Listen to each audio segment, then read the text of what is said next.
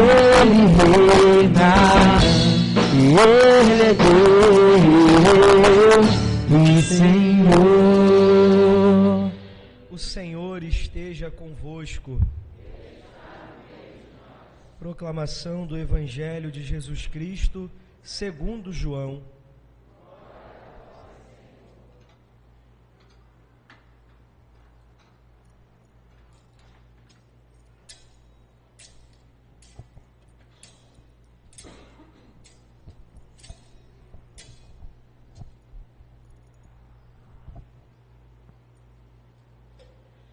Naquele tempo, houve um casamento em Caná da Galileia. A mãe de Jesus estava presente. Também Jesus e seus discípulos tinham sido convidados para o casamento. Como o vinho veio a faltar, a mãe de Jesus lhe disse: eles não têm mais vinho. Jesus respondeu-lhe: mulher, por que dizes isto a mim? Minha hora ainda não chegou. Sua mãe disse aos que estavam servindo: fazei o que ele vos disser. Estavam 6 talhas de pedra colocadas aí para a purificação que os judeus costumam fazer. Em cada uma delas cabiam mais ou menos 100 litros. Jesus disse aos que estavam servindo: enchei as talhas de água. Encheram-nas até a boca. Jesus disse: agora tirai e levai ao mestre-sala. E eles levaram. O mestre-sala experimentou a água que se tinha transformado em vinho.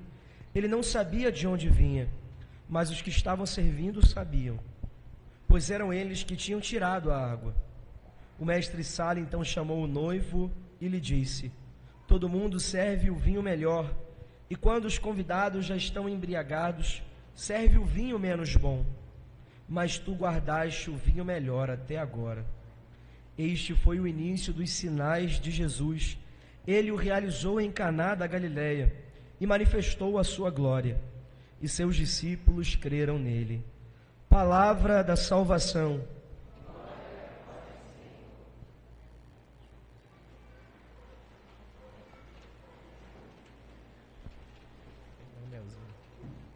Bem, filhos, boa noite. Nós estamos vindo da grande festa, ou das grandes festas do Natal, onde nós fomos pouco a pouco contemplando a glória do Senhor. Em primeiro lugar, no mistério da encarnação, depois na festa da Epifania, onde os magos vêm reconhecer a realeza do Cristo. No domingo passado, contemplávamos uma nova manifestação. O Pai que, descendo do céu, dizia: este é meu Filho amado, escutai-o. Também o Espírito Santo descendo como pomba para representar que aquele era ungido de Deus. Hoje nós somos convidados a olhar para mais uma manifestação do Senhor, para este primeiro milagre, ou primeiro sinal que Jesus realizou nas bodas de Caná. É interessante, meus irmãos, a gente perceber que, diferente dos outros evangelistas, São João não fala de milagre, mas ele fala que Jesus realizou ali um sinal. Significa dizer, filhos, que tudo aquilo que Jesus realizava, que tudo aquilo que Jesus curava, quando ele tocava ou quando transformava alguma realidade, aquele gesto, ele não estava contido ali, mas ele era um símbolo de uma realidade ainda mais profunda, mais perfeita, mais interior, que a gente precisa meditar para conseguir alcançar. É um sinal. João pegou aquilo que Jesus realizou de fato esteve numa festa de casamento, de fato transformou água em vinho, mas João entendeu que ali existia um mistério muito mais profundo, que a gente hoje é chamado a contemplar. Nós vamos começar falando propriamente do casamento judaico. Vale dizer, filhos, que o casamento judaico não é muito, aliás, não era nada parecido com as nossas festas de casamento. Aqui o povo casa na igreja, depois tem a festa que dura, talvez a maior festa daqui dure 5 horas, já é uma festa bem grande. Mas no casamento judaico, as coisas não eram bem assim. Nas famílias de melhor condição financeira, um casamento judaico podia durar até 7 dias. Não era coisa pouca. Os mais pobres, talvez 2, 3 dias. Os mais ricos, 7 dias. Porque era um grande momento. O momento em que aquele casal, se unindo, começava uma nova história com a bênção de Deus, uma nova aliança. Então era um momento muito importante. A gente entende mais ainda o tamanho do problema da falta de vinho quando a gente percebe que no tempo de Jesus, quando as famílias moravam muito longe, se precisava caminhar muito para chegar nessas festas. Obviamente no tempo de Jesus não tinha Uber, nem tinha ônibus, nem trem, nada disso. Os ricos andavam de camelo, os pobres na aviação Canela, antiga aviação Canela. Levavam alguns dias para chegar naquela festa, chegavam muito cansados, chegavam com muita sede, com muita fome, talvez tinham passado até perigos pelas estradas para chegar naquele banquete. Então, filhos, os noivos, quando chegavam parentes, eles se sentiam muito amados, porque dava muito trabalho ir àquela festa. E eu me recordava, é quase como quando os meus irmãos de seminário iam me visitar na minha família em Santa Cruz. Ali eu senti o amor, porque é muito longe chegar em Santa Cruz. E é difícil, né, Lucas? Tem que pegar o trem até o final, o ônibus até o final, o carro tem que ir até o final também. É longe demais. E isso é manifestação de carinho. O esforço para estar naquele banquete era um sinal de carinho. Aí vejam, fizeram todo aquele esforço para chegar no banquete e acabou o vinho. Filhos, acabar o vinho não era só um contratempo. Não era, tá bom, algo que pudesse passar despercebido. Era um grande desastre. Podia soar como uma falta de responsabilidade ou uma falta de consideração da parte daquele que era o anfitrião. Ele não está recebendo bem aqueles que o amam tanto, a ponto de partilhar da sua alegria. Podia soar como um descaso, ou mesmo como uma escassez. O vinho para o povo judeu, filhos, era a alma da festa. Faltar o vinho, sem sombra de dúvidas, era encerrar a alegria daquele momento. Aqui a gente enxerga o tamanho do problema. O vinho era o sinal da bênção de Deus. O vinho era o sinal da alegria. Tanto é que no livro, se não me engano, do Eclesiástico, a palavra de Deus diz que quando a gente vê um homem de muita miséria, um homem de muitos sofrimentos, nós devemos dar vinho a ele, para que ele alegre o coração e ele possa experimentar um pouco do descanso no meio daquela bebida. Bom, meus irmãos, agora a gente pode voltar para aquela meditação que a gente fazia. Tendo feito esse introdução, perguntar hoje.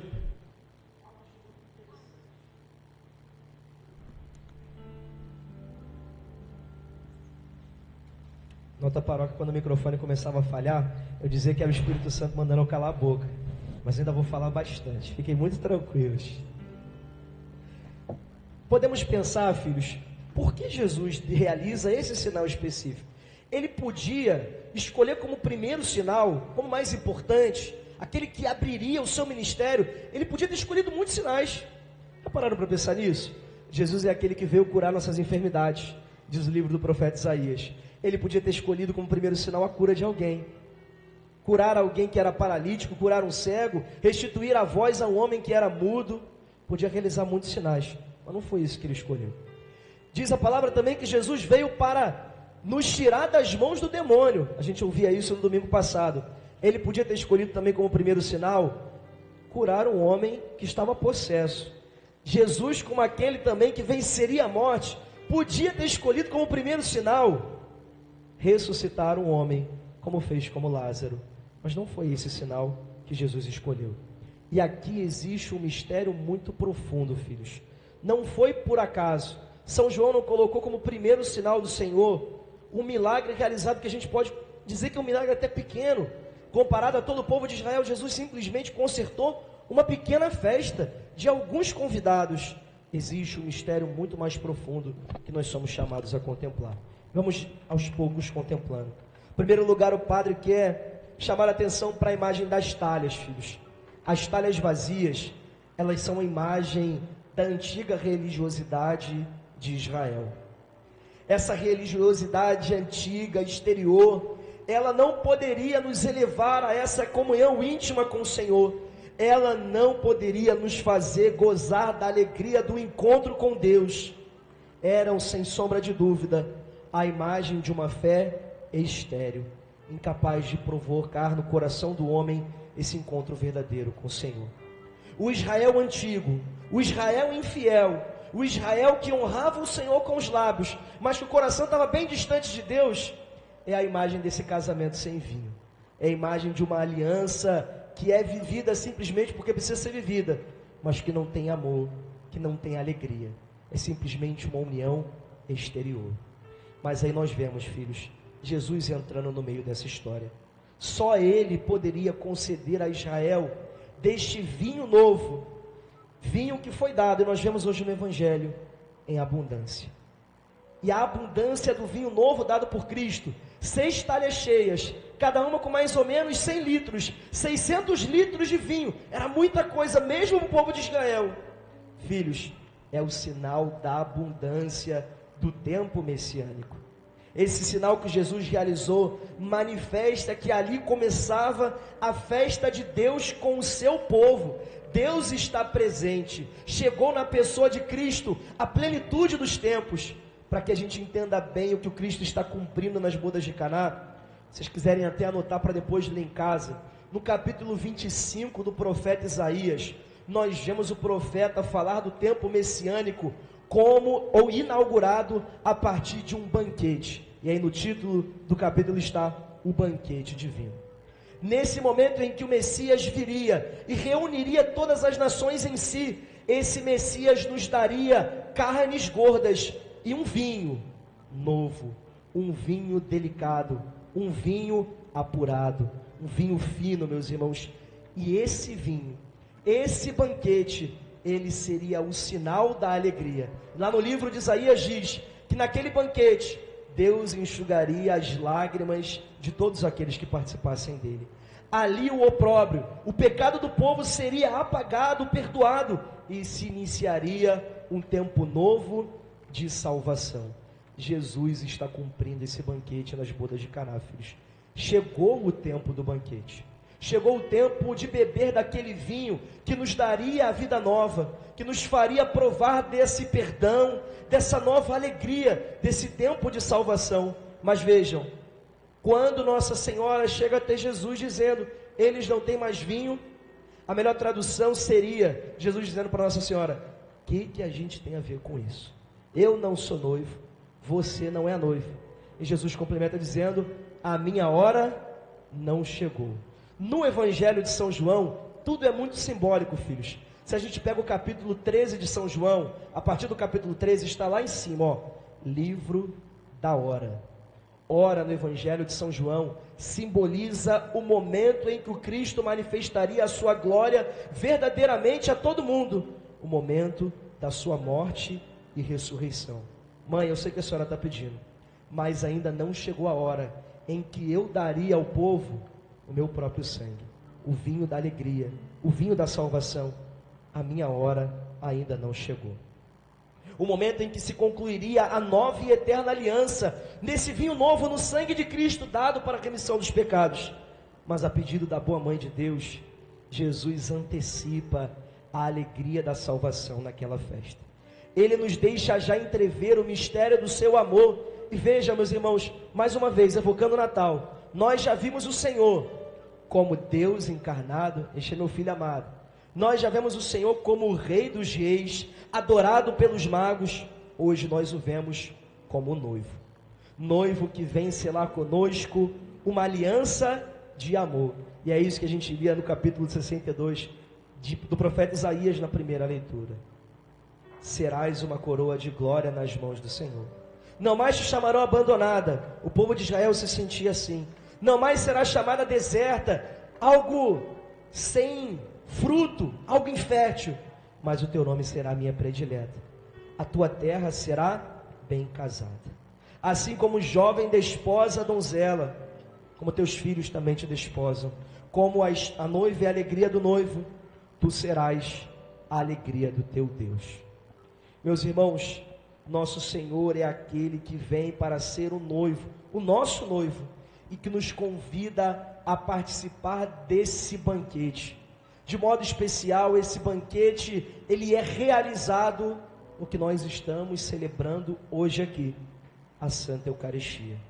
Quando, depois do Padre ter consagrado as espécies eucarísticas, depois de cantarmos o Cordeiro, o Padre então ergue o pão que já não é pão e diz, felizes os convidados a participar do banquete nupcial do Cordeiro. Ali é o noivo, filhos, nos chamando a viver uma comunhão de amor com Ele, a entrarmos na intimidade do seu coração. É o noivo. E aí, hoje mais cedo, o padre pensando, isso foi na hora da comunhão, enquanto entregava a comunhão. Meus irmãos, nesse momento da comunhão, é como um verdadeiro casamento.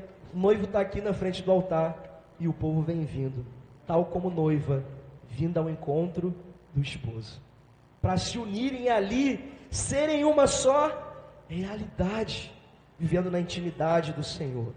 Mas vejam, meus irmãos, para viver na abundância desta aliança, para beber desse vinho novo, símbolo do Espírito Santo, para participar da alegria desse banquete, hoje nós somos convidados a ouvir a voz de Nossa Senhora. E no Evangelho de São João estão as últimas palavras de Nossa Senhora em toda a palavra de Deus. Depois Nossa Senhora se cala e só aparece diante da cruz do seu Filho. E hoje o que ela nos diz é: fazei o que Ele vos disser. É somente, meus irmãos, ouvindo a voz de Jesus, é somente seguindo em total obediência a voz do noivo que nos chama, que nós poderemos verdadeiramente nos tornar a noiva de Cristo. Termino a homilia dizendo que nós cantávamos no salmo de hoje, que cantai ao Senhor Deus um canto novo. Esse canto novo cantado pela noiva, esse canto novo de amor cantado pela noiva, só pode ser cantado por um coração que antes se deixou renovar, que deixou-se se fazer nova criatura no Senhor. Somente, filhos, permitindo que o Cristo transforme a água da nossa vida, o nada na nossa vida, no vinho do seu amor, que nós poderemos já hoje gozar desse banquete, que sem sombra de dúvidas ainda é um sinal do verdadeiro banquete, que nós viveremos para sempre com Deus no céu. Deus nos chama a experimentar essa alegria, desse contato, dessa comunhão de amor com Ele, já hoje, meus irmãos. Hoje é o tempo de viver esse banquete. Eis o banquete dado à noiva do Cristo. Que nós possamos hoje nos aproximar do Senhor e nos fazermos verdadeira noiva, que acolhe o noivo no seu coração. Vamos pedir essa graça ao nosso Senhor, meus irmãos. Fecharmos bem esse momento de homilia. Senhor, dai-nos a coragem de seguir em obediência à Tua voz. Dá-nos a graça, Senhor, de abandonar tudo aquilo que nos fez viver como a Israel deserta, como a Israel abandonada. Nós queremos hoje viver contigo essa nova e eterna aliança de amor. Nós queremos, Senhor, viver contigo essa nova relação esponsal, de intimidade. Queremos, Senhor, te entregar nossos corações, assim como o Senhor se derrama por nós a cada Eucaristia. Dá-nos a graça, Senhor, de mais uma vez nesta noite, provarmos desse amor, que o Cântico dos Cânticos reza, um amor que é mais forte do que a morte, e que as águas, nem as águas torrenciais, poderão submergi-lo. Dá-nos a graça, Senhor, de provar desse amor, que por amor de nós, foi mais forte do que a morte. Esse amor que, derramando o seu sangue por amor a nós, nos fez homens e mulheres novos, nos fez homens e mulheres que participam deste banquete, banquete selado com o teu sangue, banquete que nos concede o dom da salvação, o dom do perdão, o dom da libertação, o dom da ressurreição. Tudo isso nós recebemos, Senhor, nesse banquete eterno que o Senhor entrega por nós. Dá-nos a graça de experimentar, Jesus, hoje e sempre, desse amor. Que na comunhão, Jesus, não seja mais uma comunhão, mas que seja a comunhão, que seja um verdadeiro momento de entrar em um contato de amizade, de amor esponsal contigo, vós que sois o amor dos nossos corações. Nem as torrentes das grandes águas conseguirão apagar esse amor, pois tuas chamas são fogo ardente, mais do que a morte é forte esse amor. nem as torrentes das grandes águas conseguirão apagar esse amor, pois suas chamas são fogo ardente, mais do que a morte é tão forte esse amor.